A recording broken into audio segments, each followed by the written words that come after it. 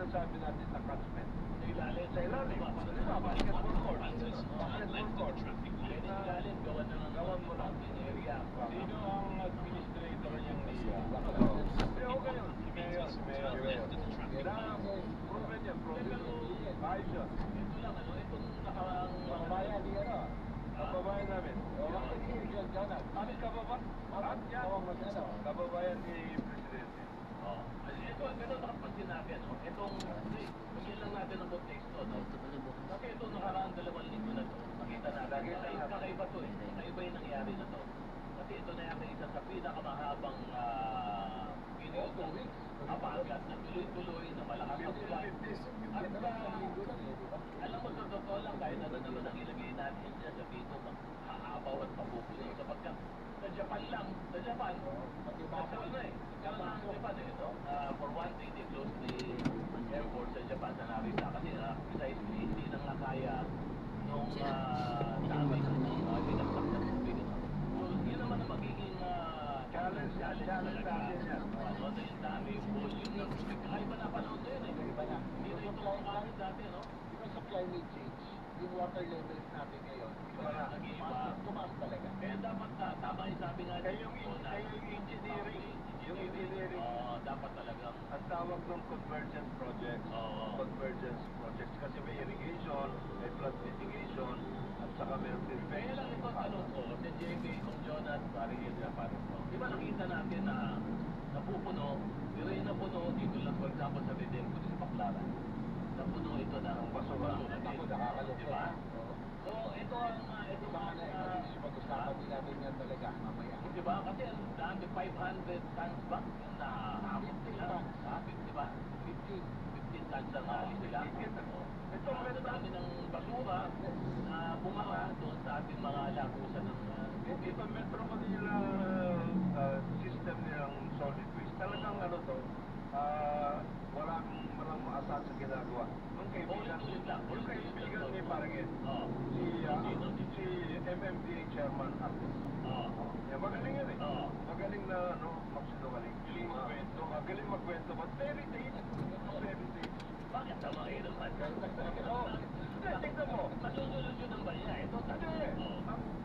Ang MMDA, meron 4 billion pesos na ano yan, na budget just for solid waste. At yan, nakakonsentrate dapat dun sa sinasabi nila na landfill, etc. Ngayon, di ba naayos yun sana yung basura na pumunta sa Redemptorist, malamang galing dito yun sa nabotas, yung nasulog. Oo, umikot. Parang umikot lang yun. Oo, hindi ba nila nasusolusyonan yun? Wala tayong sanitary landfill sa Metro Manila except yung Rodriguez. Oh, paano mo ayusin yan? Tapos wala namang ginagawang sistema at bawa. Kaya nga ito eh, on the long term, JP, Jonas, Paris. Talagang I think it's about time na palakasin na yung waste to energy sa whole of waste disposal. Kasi hindi nakakayanin ng puro landfill na lang yung ating pagtatapunan ng basura. Sabihin, hindi pwedeng, ito na, ito na, ba't ang basura pinag-uusapan? Oo, yung environmental. Ito na environmental basura, hindi yung basura. Yung kumali na una, kasi una mo, kasi una. Kasi pinag-uusapan lang ngayon yung nagiging problema sa baha, naiipon ng mga basura, tapos kukunin, ilalagay sa landfill, at sabi nga ni Bong Jonas, ito naman, babalik na naman. Galing sa Lapunta kayo, ba? Galing sa Lapunta. Grabe yung nakuha ang basura dito sa Redemptorist sa Baclaran. Sana 15 tons ang nakuha. Kaya nga sabi ko nga, ano ba, dapat siguro palakasin na at pabilisin na yung ating waste to energy type of waste disposal. Ano lang ang review Solid waste. Solid waste. Pati yung engineering to. Wala ka na, Tayo na lang ang ano eh. Lahat po kasi, punto meron na yan eh. Tayo na lang ang masyado. kasi ito nga eh, nabasa ko lang nga eh. For example, sa Sweden pala, ang Sweden nag-i-import ng waste material galing sa Europa. Para Wala nila is sa Sweden na fuel sa kanilang mga waste to energy plants, ano? Sa silang incinerators doon, kailangan nilang kumuha para makapagawa sila ng energy na sila ginagamit. Sa Sweden daw, ang kanilang waste to energy na ibigay sa mga bahay ng heating. Yun ang number one.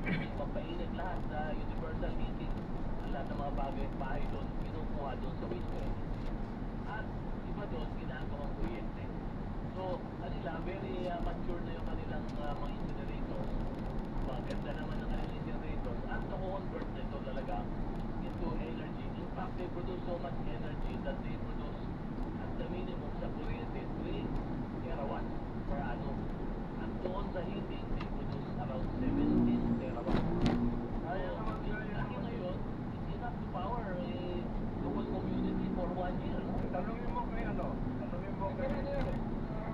Magaling mo salita na maglalagay ka ng waste. Pero kailangan palitan mo yung kultura ng kasunod. Kasi, yan ang totoo. Yung wet garbage, iba talaga ang wake up niya. Dapat sa nakahiwalay talaga. Dapat i-separate. Wala na eh. Wala na yun. Garbage separation, parang hindi na ito. Wala na tayo. Naisip na. Wala. Back to basics. Back tayo. Wala na tayo. Magkaroon ng segregation. Hindi ba kaya At saka dapat ka na segregation din ba talaga ang pinag-accountable? Barangay yun. LGU ba yan? O Kasi yung budget, yes, meron. Saka, that's a solid waste law. Merong material recovery program. Pati, wala yun. Meron yun eh. Meron sa Carmona. At saka talaga, mayroong disiplinado yan. Ganito lang ang araw na pwede makuha yan. Kaya yung in the meantime, kayo lahat ay ulitin muna yung mga batuan sa bahay. Saka ano, ako ba eh, naging ano rin, local chief executive. Talagang kalahat, hindi natin pwedeng gati-asa lamang sa local, sa gobyerno. Nasa atin talagang disiplina rin eh. Nakakalungkot. Maganda yan, pero kausap ka na yung mga taong Bahay sa bahay, tao rin tayo. Oo. Hindi, pero kasi Yung ano eh, yung kultura dapat eh. paano mo babaguhin? Iba ang style dito, may tutunod na yung kanta, parang isa yung kultura, lalabas mo din. Alam mo paano gagawin dyan? Wala na segregation. Huwag mo kukunin pag hindi siya naging, pag hindi maayos. Yun na yung post nila. Tapos ipapain mo. Pinagkalat, papain mo. Kita mo. Oo. Para lang sigurado na. Kasi ano eh, mga problema kasi, yung mga segregation na. Yung composting, part niya, hindi na effective. Kasi wala namang guard na yung mga tao, wala namang yung mga na pwedeng nakupayan. Yung mga bahay-bahay. Yung mga biodegradable. Oo, kaya dapat na kinukolektor yung biodegradable. Para mawala. Pero ang tanong dito, kung sa bahay pa lang, di ba, dapat magpadali buhay ng kahit. Ay, dito na pala. Dito na po. Dinidiretso ko pa eh.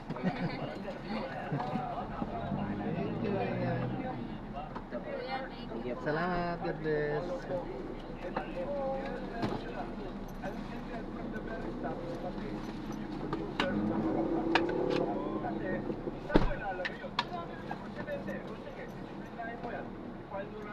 Saan mo ilalagay ngayon yung basura mo?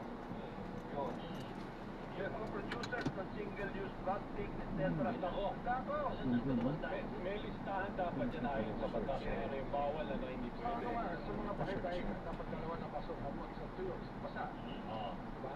Pero ang balita ko dyan, meron daw naglalabi dyan Alakas! na huwag mailabas yung listahan na yan. Paano? Yung listahan ng mga hindi mo dapat ginagamit. Sa ano na, plastic? Makikita mo, nakakalat. Hindi, pinakamalalakas na gumamit ng mga ganyan, single-use plastic set. Yung mga multinationals. Mga tingi-tingi kasi tayo.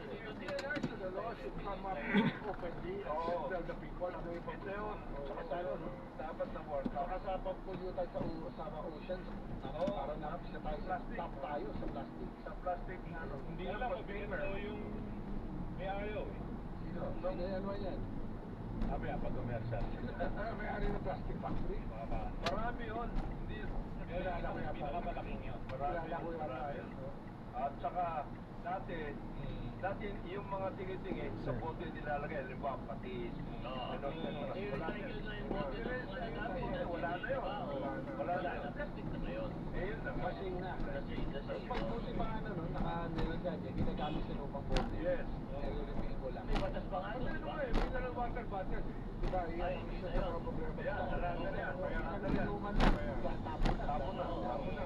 Yan Sa lang. kaya ano talaga? Alam ko, yung disiplina talaga. Parang yung bakit? Sa tao rin. Start somewhere. Hindi lahat pwede ituro sa gobyerno eh. Nakikita naman natin eh. Kahit wala na masakay sa jeep. Oo. Matatapon ako anong ginagawa. Sira, plastic, sigarilyo. Kaya naman yan, sa Para ano, di ba? Kita mo yung sana nga yung kalahati ng pagmamahal ng mga hapon sa bansa nila. Yung halimbawa, sila sa Japan napakalinis. Maghanap ka ng basurahan, hindi ka makakita ng basurahan. Sabi ko sa akin, napakaraming basurahan. Yung basura nasa gilid ng mga basurahan. Iba yung kultura kasi kung gusto na, marami kailangan ng job. Sa Japan, walang basurahan. Wala talaga. Wala. Inuwi mo sa basura mo. Inuwi nila. Inuwi mo. Tapos nila. ilagay mo. At may penalty no? Pag penalty, di ba? Hindi, dito na kukunin basura. Baga, bata pa lang yun. Ganun ha? Oo, iwanan ka daw. Pero alam nyo, yung waste management. Sa Europa, ganyan din. Sa Europa. Diba? Yung Parang ano sa GMRC nagturo.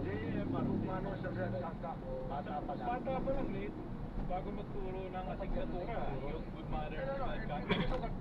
Pilipino, ang dami sa Japan, marami sa Europa, kaya nila sa buong mundo. Kaya naman sumunod. Kaya naman sumunod. Kaya naman Huwag ka na lumayo, sa SBMA na lang eh. Di ba pag pumasok yung motorista dyan, ang mga driver sumusunod. Hindi. Traffic rules nila, sabi nila. Tama yung sinasabi mo, Ombudsman, yung pronouncement mo, na itong kalukuhan na to, pati corruption, mamatitigil pag merong certainty of punishment. Yung siguradong mapaparusahan yung kasama. Pero sa mga, hindi mo kunin. Kaya leadership mo, kanitiriya ka ng kapitbahay mo. Mabaho ang bahay mo. Oo, wala ka. Tsaka pwede ilagay sa labas yan. Itong Sa problema mga bahay mo yan. Itong problema na ito, hindi naman isolated yan dahil mahirap to or within a certain class level.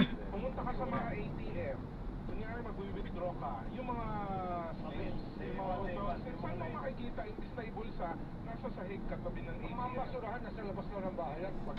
Basta ko kolektahin.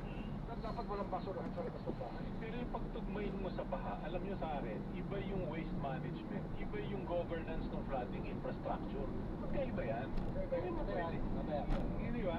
Miski na anong gawin mo, eh kung talagang chinochongo yung paggawa ng mga infra sa flooding, eh wala nang mangyayari. Hindi. Yun na nga yung sinasabi natin yung tungkol doon sa pumping station. Sabi mo, 27 pumping stations, 13 lang yung maandar. Diba? Sino nga ako sa Tapos, pagpunta? sino pa? MMD. Di bago natin puntahan yung pumping station lagi kung kahapon galing pala ako ng Cebu din, no? Bago ko uwi, dinalaw namin yung mga health facilities ni Mayor Ernesto Archibald. At inimbitan niya ako sa isang, sabi niya, samahan mo na rin ako, total, nag-inspection ko namin ng office hospital, sa isang school. So tama-tama, yung mga bata pa lang, meron siyang project, no, sa Cebu City, no, tsaka sa DepEd. Ay, ayan. Yung mga pasukan, Na-drop na natin sila. Maraming salamat po sa panonood hanggang sa muling ingat. God bless. Paalam po.